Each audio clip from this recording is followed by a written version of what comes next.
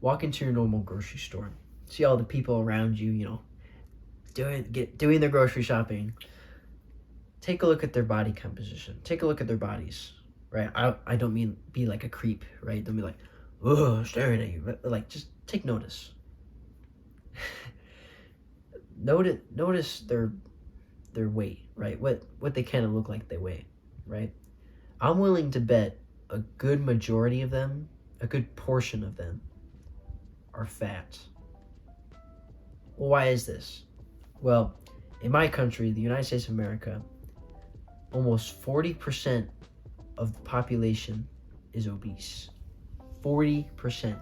That means if you took 4 out of every 10 of those people in that grocery store, 4 of them would be fat. And here's another statistic. 30% of the population is overweight. So if you took 10 people from that grocery store, 10 random people, right?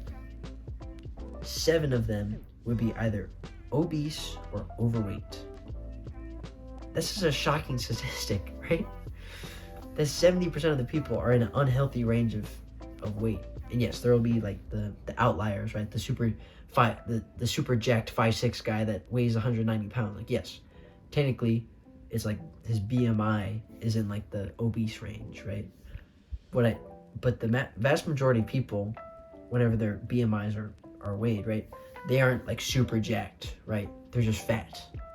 They just weigh a ton because they're fat. So just think about that for a minute. Only 3 people are within that normal weight range, right? And that doesn't even include people who might be underweight. So maybe only 2 of those people are at a normal weight. Isn't that crazy? There's a lack of information out there. And so this video, I hope to help add to the information out there to help curb this obesity problem. Because if you're like me, you're sort of disappointed in the general direction of health in your nation, right? Because a lot of developed nations do have this problem. It's just like America's like a good example of this, because that's the American stereotype, right? It's like big fat people with that eat burgers. That's the American stereotype, at least to my knowledge. So yeah, this video is going to add to the information out there about how to get into shape, because I think it's a really big issue. And so in this video, I'm going to give you the full guide on how to build your ideal body, right? No get ripped quick stuff, no BS, none of these unhealthy procedure stuff, right? Just straight natural things. So let's get right into it.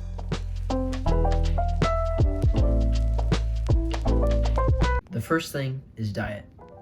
You probably knew I was gonna say this, but the kitchen is the first thing in order to build your dream body. It should be really simple, but it's not nowadays. Why? Because we're pushed all of this crap, right? We're pushed to eat sugar, right? In school, they just push, and they push a lot of these sugary things. They say like low fat, low fat's good for you. No, it's not, right? They push a lot of these low fat things, right, that have a ton of sugar in them, and then we get addicted to sugar. And then when we're older, when we have jobs and we're able to buy more things, we just buy the sugar stuff, right? And we also buy processed things because they have a bunch of other chemicals that make them addictive, right? So we like eating those things, and it's just like a never-ending cycle of eating sugar and processed foods. You shouldn't be eating these things, right? And you probably know this, right? You've probably listened to thousands of other YouTube videos or read a bunch of books saying how bad these things are for you, but you just can't stop because you're addicted. Well, the first thing that you can do to do this is add something else into your diet. Vegetables. Yeah! This is something that your parents, if they're okay parents, they probably shove down your throat, right? Like, eat your broccoli, eat your Brussels sprouts, eat your vegetables. They're good for you. That's crazy because they are. it's full circle now. They're coming back. Eating more fruits and vegetables in your diet will help curb like the cravings for these processed foods and the sugars. Why? Because vegetables and fruits, they typically have more fiber, and so they kind of fill up your stomach more, and so they make you want to eat less food, right? So you'll end up eating less sugar stuff. On top of this, you can also eat more protein. So if you've watched like any fitness influencer ever, right, they're gonna tell you that you need to eat protein, right? And it's true, you do, because protein is essentially what builds muscle, right? Another thing with protein is that it takes longer to break down in your stomach, so it fills you up for longer, right? Think about if you ate like a bunch of steak as compared to eating, I don't know, like a bunch of bread or something like that. Something along that nature. What takes longer to break down, right? What makes you feel full for longer?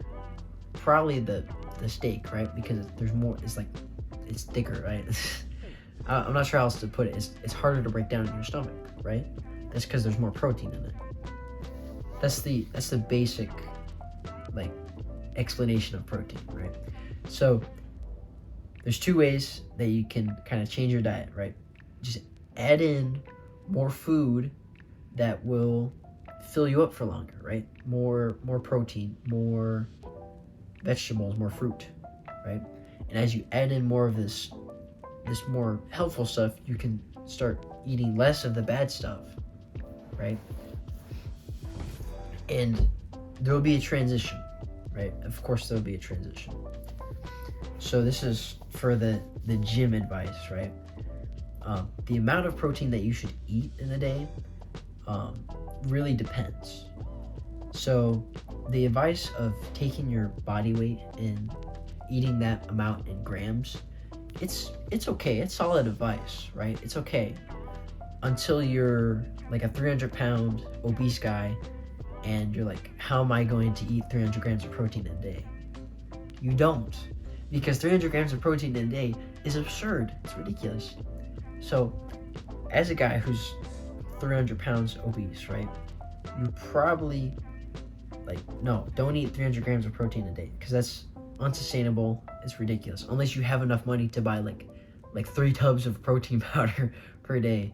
But at that point, you're just kind of sacrificing other things that are like you should be eating, like you start sacrificing calories to get like vitamins and stuff, right? So it's just not a good idea to follow that advice, right? And it's the same for the other way around. Like if you're an 80 pounds super skinny guy, you probably don't want to be eating 80 grams of protein. So a good range to aim for is somewhere between 180 and 120 grams of protein.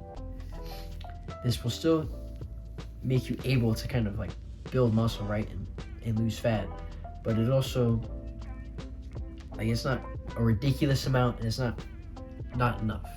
So aim for anywhere between 120 and 180. Me personally, I eat anywhere around 150, 170, right? Typically 160-ish. But that's just me personally. So you hit level 1, right? Maybe you started tracking your calories and your protein, right? You're eating more protein, you're eating more vegetables. By the way, if you do want to start tracking your calories, a good app that I recommend and that I use is MyFitnessPal. It's like this blue app with like a figure, like a white figure, like spread out. I'm not sure how else to explain it, but I suggest you go download that app if you want to try out tracking your calories. It's a very good strategy, by the way. I'm going to take us on a side tangent. Tracking your calories is very useful. You don't have to do it, but it's very useful to kind of determine where you start and, what your goal should be for the day. So that was my side tangent. Let's continue on. So you hit level 1, right? You're eating more protein, you're eating better vegetables, right? More vegetables. Level 2 is sort of like what I said before in starting to phase out the processed and sugar stuff, but level 2 is like the actualization of that. It's like instead of just adding more good stuff into your diet, it's starting to take the bad stuff out, right? Starting to remove the processed sugars, right? Some gym guys, some gym people in general, right? They'll say stuff like, oh, but it hits my macros. Okay, but let's just say your carbohydrate goal for the day is like 350 grams. But 300 of those grams of carbohydrates is sugar. Of course, this is an extreme example, but just imagine that. Eating 300 grams of sugar per day. Some people do. Right? Some people do. Imagine that. Imagine eating like it's like 2 big handfuls of like sugar, right? Just like the white sugar just piled up in your hands, right? And you're just eating that. Imagine that. That's ridiculous. You need to take away sugar from your diet, right? Take away the processed stuff. It doesn't matter if it hits your macros or not. It doesn't matter because you're still living unhealthily. Do you think back in the ancient times people had access to this much sugar? You think they had, I don't know, like just random sugar in whatever they ate? Do you think people had that? No, they probably ate more natural things. They probably ate the fruit. They probably ate the vegetables, right? They ate more meat, right? And that's why that people were generally leaner back then. I used to be like this. I used to say, well, as long as I hit my protein goal, I can eat whatever I want to reach my calorie goal and I'll be fine. For level 1, sure, it's okay. You'll still make progress. Okay, whatever for the gains, right? But you got to realize that your health starts to become more important than gains. Unless you're like a professional bodybuilder, but at that point you're already doing like steroids and stuff, right? So you're already damaging your health for bodybuilding, right? But I'm talking to the normal, like obese person that wants to level up their diet, right? Level 1, like I said before, is adding in better foods, right? More protein. This level 2, you need to stop coping and say, oh, but it hits my macros. Because even if it does, you're not living a healthy life. So start eating better foods, right? Less sugar, better quality protein. Get it from more natural sources, right? Instead of getting the protein bar that has like soy protein in it, right? Instead of eating that protein bar with like a bunch of oils, like sunflower oils and stuff in it, instead opt to eat like some steak instead, right? Because that's actual just like whole protein, right? It's not any of this soy isolate stuff, right? That raise your estrogen, right? Focus on increasing the more whole foods, right? Like just the single ingredient foods, like the eggs, your meat, nuts, of course, keeping the fruits and vegetables in there, the berries, the yogurt, all of that stuff. Make your diet, like, I guess, relatively plain, right? Of course, don't sacrifice your culture, right? Me, as an American, right, my culture is hamburgers, right? It's not that good. And if you're an American watching this, don't get offended, right? I'm just trying to generalize, right? But if you have some cultural diet that doesn't work with that doesn't work necessarily with your diet, still eat that sometimes, right? Obviously don't go crazy with it, but like still enjoy your culture, right? I just, I'm an American, if you're an American, you could probably sacrifice a lot of things, right? It's because as an American, I really don't think we have like a food culture other than like maybe like barbecue or something. Maybe. So to recap, make sure you are leveling up your diet, right? This is the first step to getting rid of obesity, right? This is the first step in building your dream body, is your diet, right? Is the first step into building your ideal body. So, like I said before, try a diet with more eggs, more meat, more nuts, more vegetables, and more fruits, and see where it takes you. So now let's get into the concept of cutting and bulking. So, you're eating more and you're starting to look into more workouts. I'll explain some exercise stuff later on. But you're starting to exercise some stuff, and you're tracking your calories, and you get introduced to this concept of cutting and bulking. So like, what are they really? So cutting down essentially means you're cutting body fat, right? That sounds really good, right? Like cutting down body fat. Yeah. Well, yes, for 40% of America, right, that is obese, yes, that's a very good thing, right? But the way to achieve a cut is a calorie deficit. So what a calorie deficit is you have your basic amount of calories you burn per day. Let's just say it's 2,000, right? That's the amount of calories you burn just existing, right? So in order to lose weight, right? Mind that that's not just fat, right? That's also muscle. That's body mass, right? Body weight. You need to eat less than how much you burn per day. So just existing, right? Let's just say you burn 2,000 calories and you eat 1,800 calories, right? Eventually you'll be losing weight as it goes on, because your body will start eating like itself, essentially. The way to burn fat off your body, though, is by eating, like I said, more protein to maintain your muscle and your other parts of your body, right? And so your body will start eating the fat more.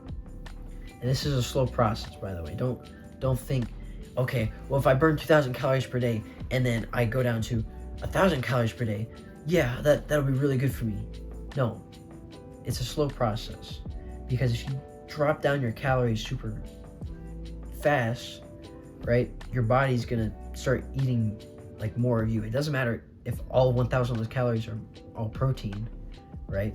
It's just gonna eat whatever you it's gonna burn up what you just ate, right? And then some, right? It's gonna eat up you. So it's important that when you're cutting down, that it's in a small deficit, right? Nothing crazy, because that's just unhealthy for your energy, for your mood, and just in general. So don't try any starvation things. It's super annoying when I see people who, they're they basically burn 2,000 calories a day, but then they're only eating 1,000 calories a day because I want to lose weight. It's super annoying. It's like, eat food. You can still eat food and lose weight. I know it's a crazy concept, but you can. So let's go onto the other side of that. So what is a bulk? Well, bulking is the opposite of cutting. So you're eating more than you burn per day, and so you should gain body weight that way, right? Now this is a good example for most developed nations, right? Everyone burns around 2,000 calories per day, right? But also they eat 2,500 calories because they have so much sugar in their diet, right? And not enough fiber, so they just constantly eat because they're not full. So that's the main reason why. It's because everyone's on endless bulk with no protein. It's so sad.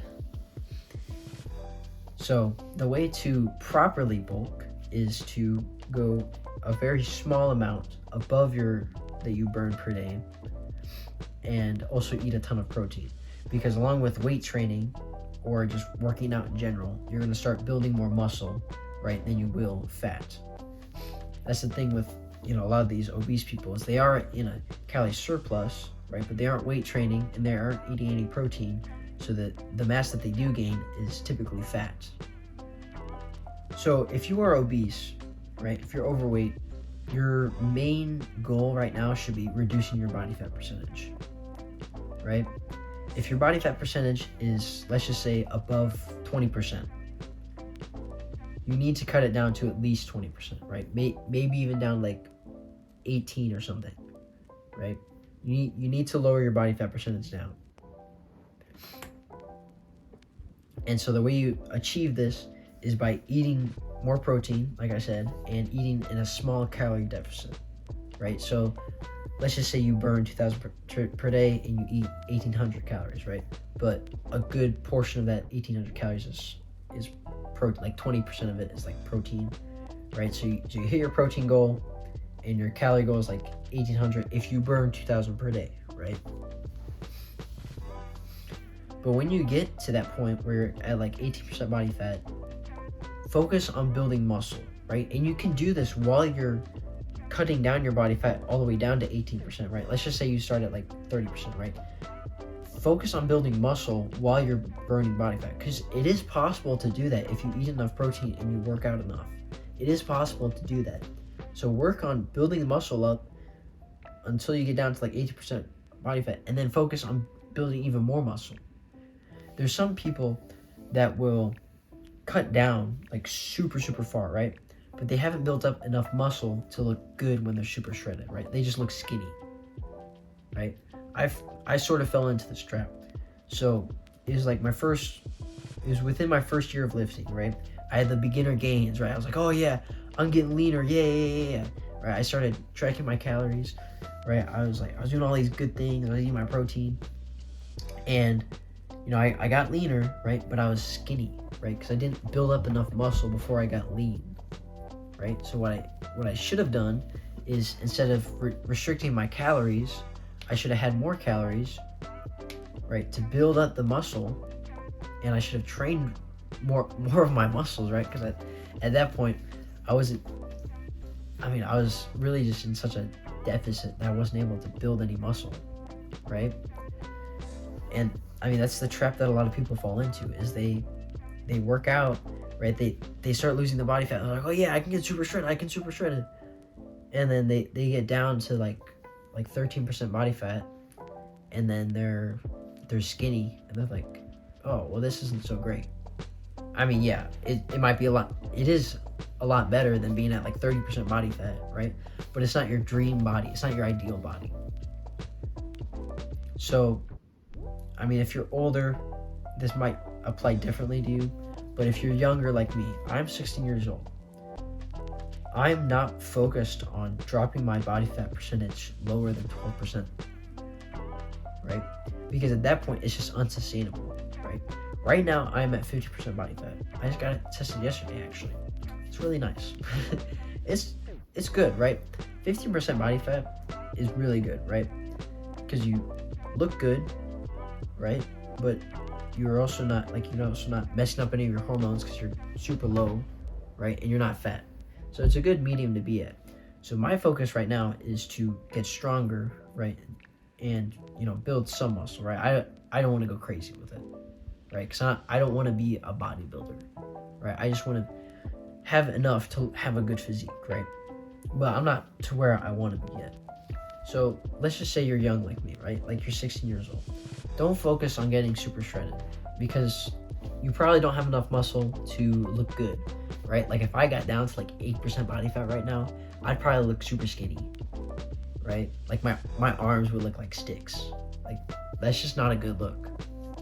So instead, focus on building up muscle until you're like 20, right? Get a good base until I guess you're 20, right? And then maybe you can cut down for a little bit, right?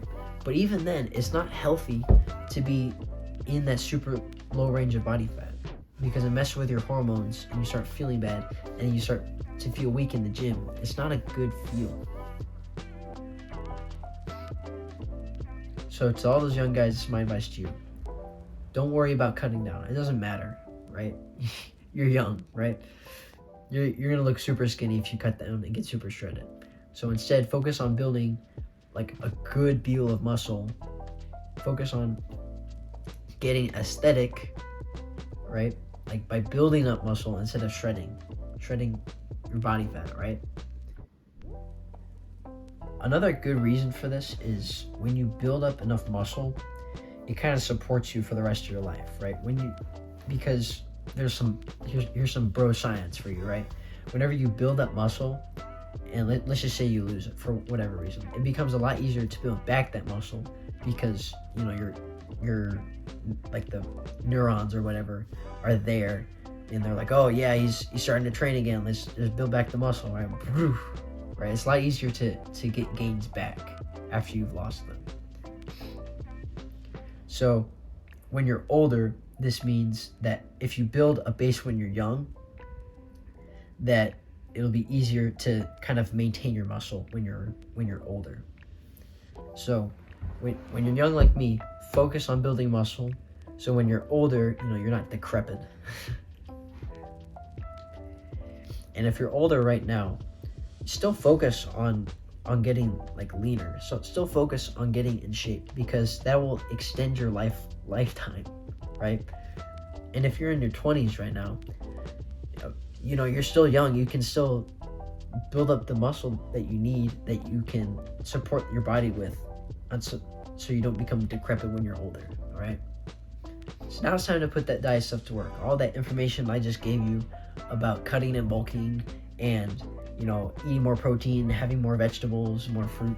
It's time to put that all to work, right?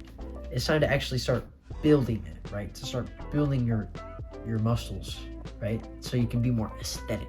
My suggestion is go to the gym, right? Of course, there's things like calisthenics, or there's like body weight workouts and stuff like that. Sure, those are all well and good, right? Those are fine. But in my opinion, going to the gym is by far the easiest way to start building muscle, and it's the best way to track your progress. Because sure, with like calisthenics, you can track how many pull-ups you do, right?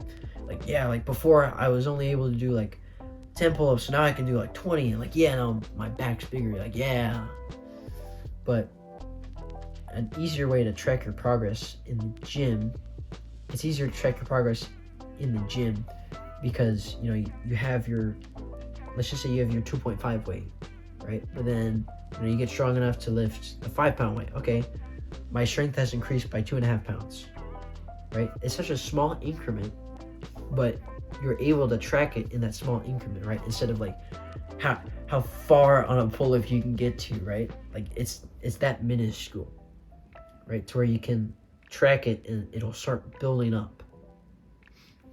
Another pro with going to the gym is that it also puts you in an environment to work out, right? Because if you say, oh yeah, no, I'm going to work out at home, you probably won't, right? For me, it's very difficult to work out at home because I have so many distractions around me. I have so many other things that I can be doing here that I just kind of get distracted and I kind of stop, don't even work out, right? So getting into the environment to work out just makes it so much easier to start working out, right? So if you do want to do like a body weight exercise, do it in a place where where you won't be distracted, right? Probably not at home. Like go outside and do a body weight workout or something. So there's thousands of different YouTube videos out there, so thousands of different gym videos out there that will describe to you, this exercise works this muscle, and this is the best way to do it, and all the other specifics about it. But what I'm about to describe is, just a list of the basic movements for each exercise and some examples of an exercise that goes with it. So let's begin. So your upper body, you have your chest, you have your shoulders, you have your arms, and you have your back and your abs. So let's just start off with your chest. So your chest, the way you exercise your chest is with any pushing movement. So it's any movement where you're just kind of like pushing like this, right? Like that kind of pushing movement, right? And any resistance with that like pushing movement. That's how you train your chest, right? And of course there's different angles, like different angles of the bench presses, right? And so of course the examples are the classic bench press, right? And whatever variants of that there are, like the cable flies and dips are good examples of that. Next is your back. So your back is the opposite of your chest, right? So the way you train it is by any pulling motion, right? So like bringing your hands to your chest is basically training your back. So that could be pulling down, that could be pulling from the middle, or it could be pulling like up, right? That will work all parts of your back. The next part is like the lower part of your back. And that's basically when you like extend your back upwards. Good examples of this are like deadlift or good mornings, a good morning exercise. Obviously, don't deadlift with your back super arched unless you want to work your back, just your back. I forgot to mention examples of your back exercises are your lat pull downs, rows of some sort, and then like shrugs. The next thing is your shoulders. So there's three parts of your shoulders. There's the front. The scientific name for your shoulders is deltoids. So I'm going to refer to them as delts. So your front delt, you can work by any sort of like pushing like straight up movement.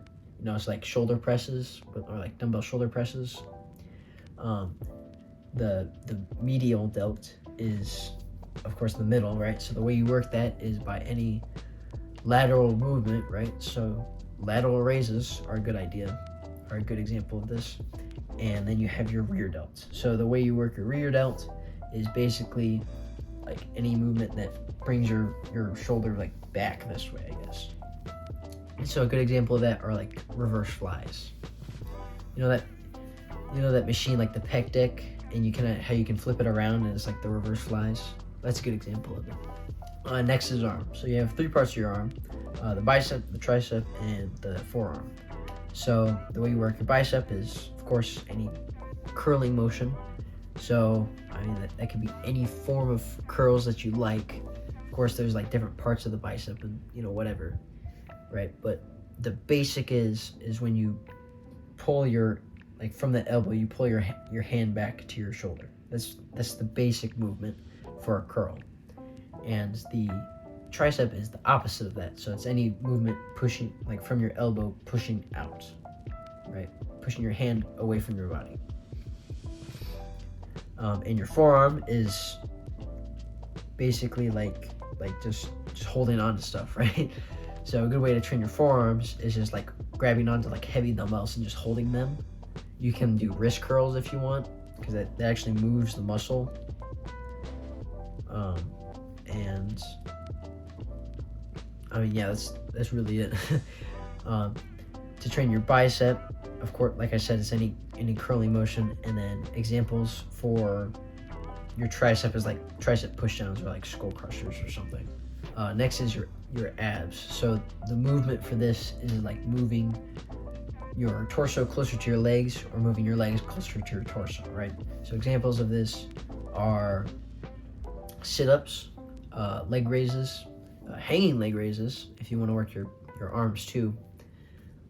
There's cable crunches, normal crunches. I don't know. There's tons of ab exercises.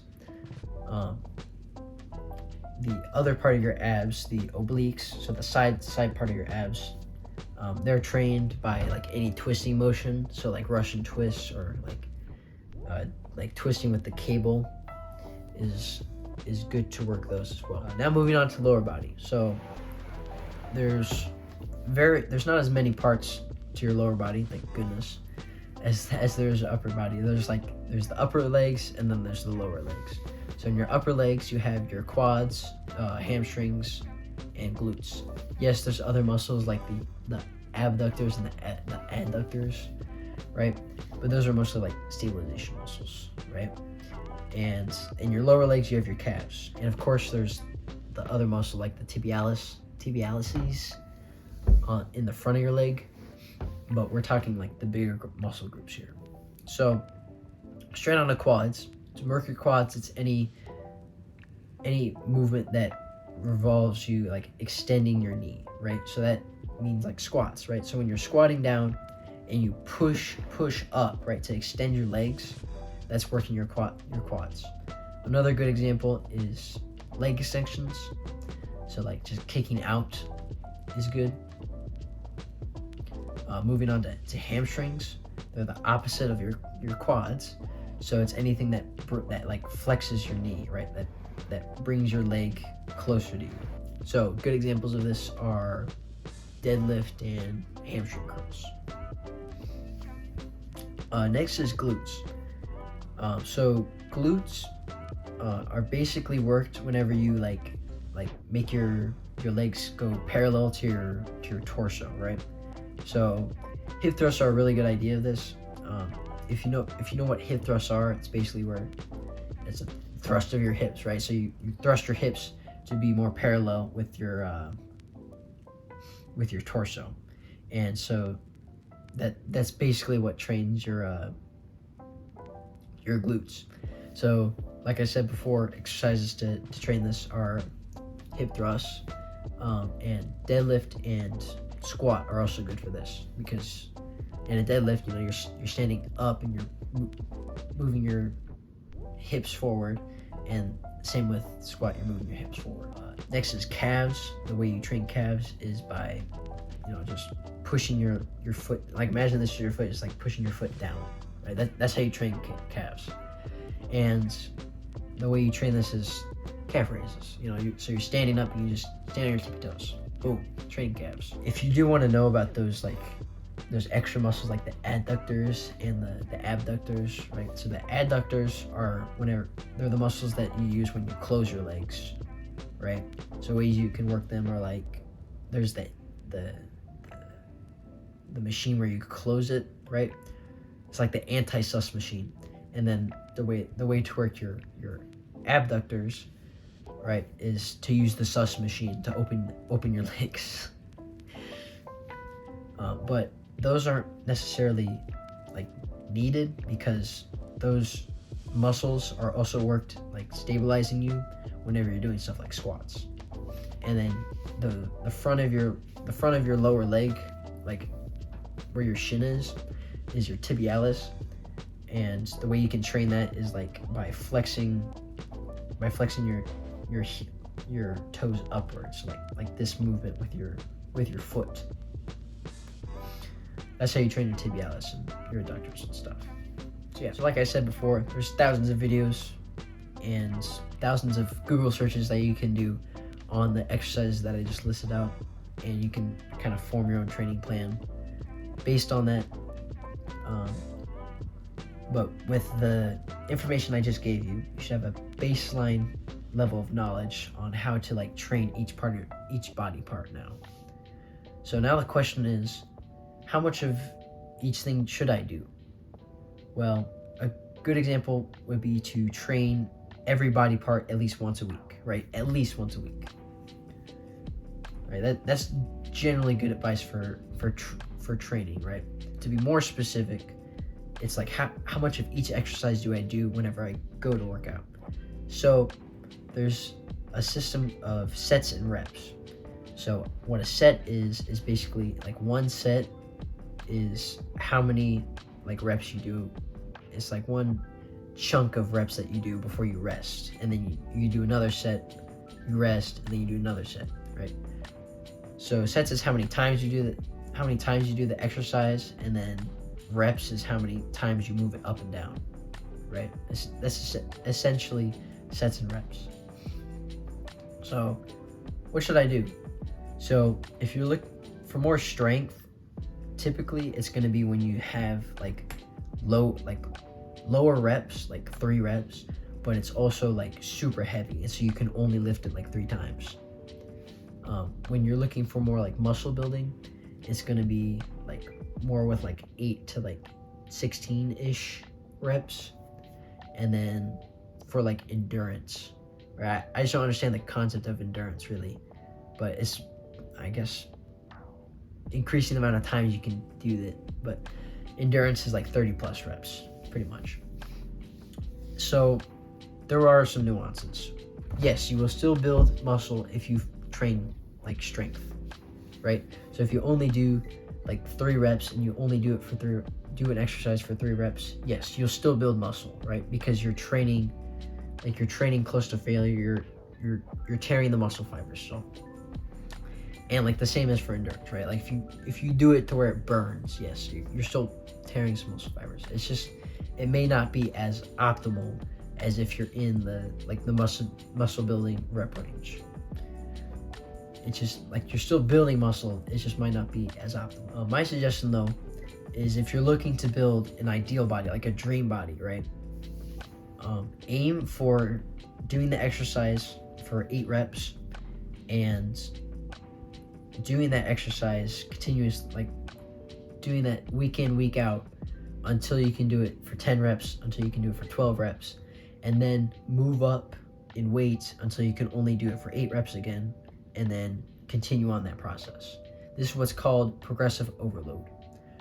So, I mean, it says it in the name. It's you're progressively like overloading the amount of weight on your lift, right? On the strain on your muscles, right? So you're constantly, building muscle at that point, constantly, challenging yourself. Quick word of caution.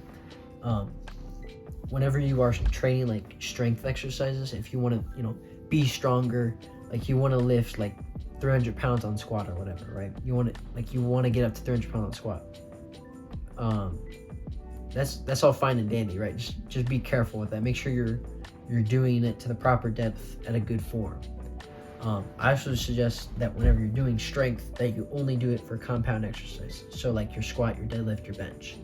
Only do it for exercises that use a lot of muscles. Because if you try to train strength on your biceps, it's just your bicep in the movement there. So like there's a lot higher chance that you're gonna like tear or pull your bicep. So just be careful when doing like super heavy exercises on exercises that only work like one muscle at a time. Just be cautious of that. So now you're to the point where you're getting in your protein, you're eating clean, you're eating all these good things, you're also not trying to cut down your calories so much, right? You're starting to feel better, and you're working out in the gym, you're doing all the things to build muscle, right? How long is this gonna take? Well, there's some factors, because it does depend. So the first thing is, how much effort are you putting in? Are you really giving it your all in the gym? Are you really pushing yourself with every single workout?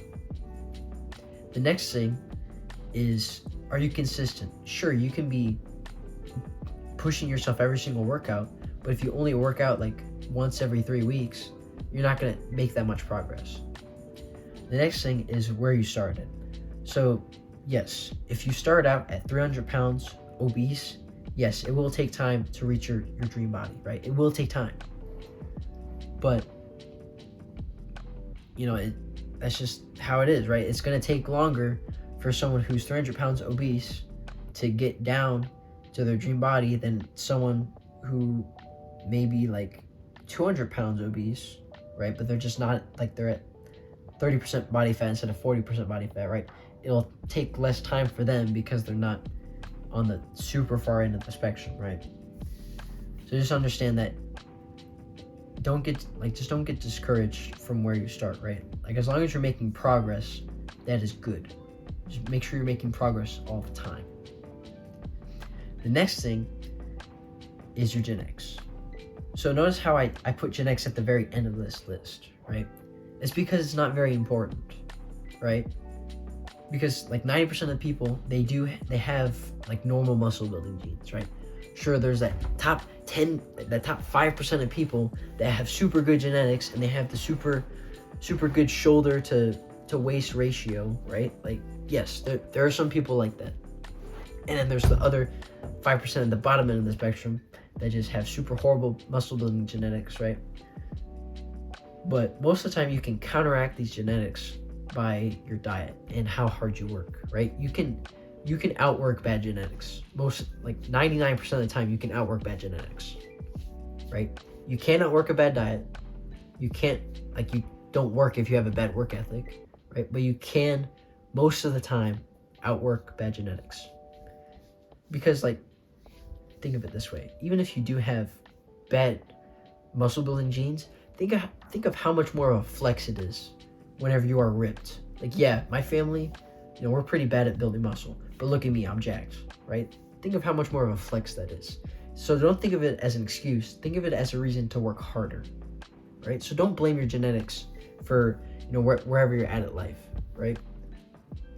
Think of them as a challenge, right? So me, I wouldn't say I'm necessarily unlucky, because yes, I am on the shorter side, right? I'm 5'6", right? So I'm on the slightly shorter side of people, right? But I don't think that's necessarily an inhibitor, right? It's just more of a challenge to work past, right? Because let's just take it as an outside example, right? So like in the sport of track and field, it's whenever you're doing longer distance events, it's more preferable if you're taller, because typically your legs are like a lot longer, so your strides are better, and so you generally run faster that way because your strides are longer. Don't argue with me on like the physics of running or whatever, right? But the challenge for me is that I have to make sure that my strides are perfect to reach the level of like taller people, right? So like the fact that I'm shorter means that I have to be better, right? And it's a challenge to be better. Like, yes, I could blame my genetics. Like, yes, I'm too short, right? Like, I'm not good for this. Well, it's just more of a challenge to be better. That's really what it is. And so, like, I'm fine with being short. Like, yes, sure, I like to be taller, right? But at the end of the day, I can't change it, so I just gotta work with it. And I take it as a challenge to be better. So to recap, it will take time. Right now, I'm about 2 years into my weightlifting journey, and I have made significant progress. You do make a lot of beginner gains in the gym, so just really capitalize on those. It's also important that you take progress pictures, because if you don't take like a day one picture, then you can't tell how far you've come since day one, right? And no, I'm not saying be comfortable because you've instead of at 40% body fat, you're not 30%. Keep going, obviously, but you can look back and be like, wow, I've come so far. Let's keep going. So here's me. In August 2021, I don't know what body fat percentage I was at. I was probably at like 20, maybe more than like 25%, right? I didn't have that much muscle. I was kind of there. And here's me now, right? I'm at 50% body fat. I look and feel a whole lot better. Of course, I'm older, right? But I've also been lifting for almost 2 years now. It's been quite a journey. It's nice. And I don't plan on stopping, right? I want to look better. I need to have more muscle. I need to, all this stuff, right? So, like, just take progress pictures, right? Just like amaze yourself with how much progress you're making. Because if you're this far in the video, you're probably like a relatively dedicated person. So make sure that you look back, like you take pictures, and so you can understand, be like, wow, like I used to look so different.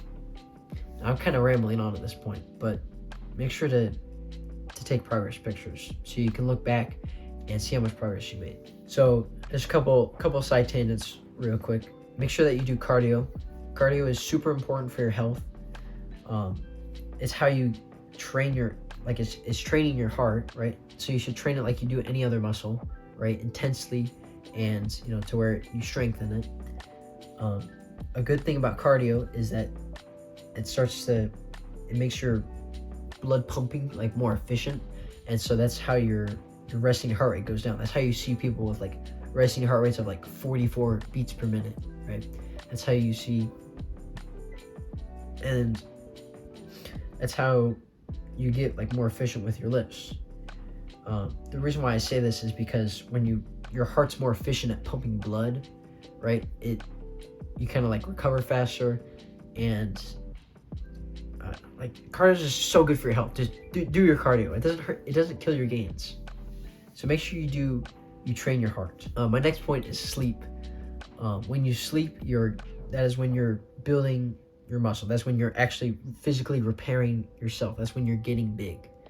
So if you want to to get your dream body, you need to be sleeping enough at night. None of this 4-hour sleeping bullcrap, right? Stop sleeping for 4 hours a night, right? Go to bed at a reasonable time and wake up at a good like 10 hours later, right? Go to bed and stay in bed for like 10 hours so you get 8 hours of sleep. Right? That is when your body burns the fat. That is when your body builds the muscle. So make sure that you get enough sleep per night. I have a video, go watch it. So now you have the full guide to building your dream body. Go and use it. Please, I beg you. If you're an American like me, we need to curb this problem of 40% of people being obese and 30% more of them being overweight. We need to solve this problem. So take this information and go and use it. I'm asking you, pretty please, like, just go use this information. And if you already like know this, right, go and share it with people, right? Share this video. go and share the information that you know now. Go and tell everyone that you know, right? Sure, some of them won't listen to you, right? But if you can convert some people, right, to changing their ways and being more healthy, you're helping the population in general. So go follow this guide, share this information, live a better life. Thank you for watching. I really appreciate it. Please consider liking and subscribing for more content like this. Be better and have a W day.